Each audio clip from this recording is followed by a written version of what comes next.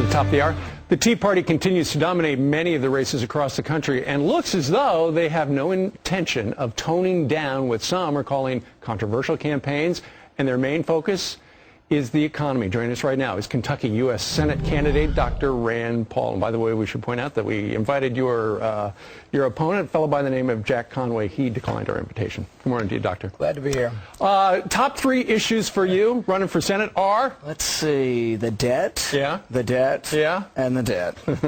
That's what it's all about, isn't it? Yeah. That's what the Tea Party is about. Everywhere you go, the Tea Party, and the interesting thing about it is it's equal parts chastisement to both parties. Mm-hmm.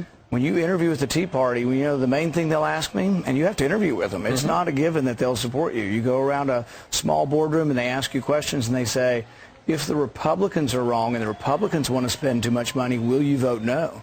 They really want to know that you believe that government is too big and you'll vote against the spending regardless of your party affiliation. Mm-hmm. This administration has been taking a beating over the last couple of weeks, months, that it is anti-business. And in fact, they've started to try to walk that back and have people come out and say, you know, we're pro-business.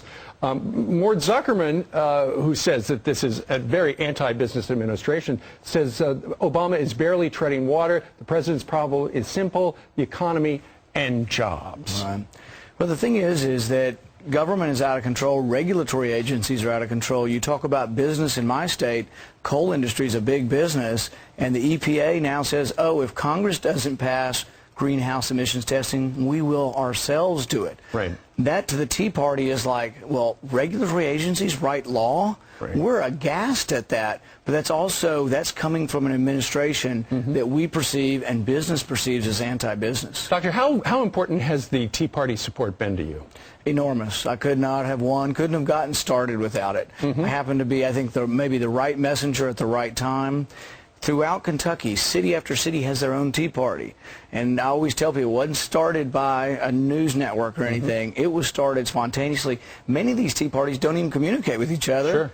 It's open mic night. It's redress of grievances night. And what's different is, see, both the Republican and the Democrat Party are not set up for people to come and express their mind. Sure.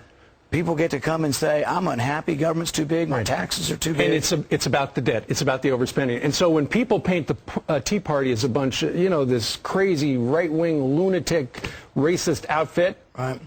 What I say is it's amazingly mainstream. The things we talk about, I gave a speech at a Tea Party in Frankfurt yesterday, and I said, I defy the media to poll our issues. Term limits. 70 to 80% of Democrats are in favor of term limits.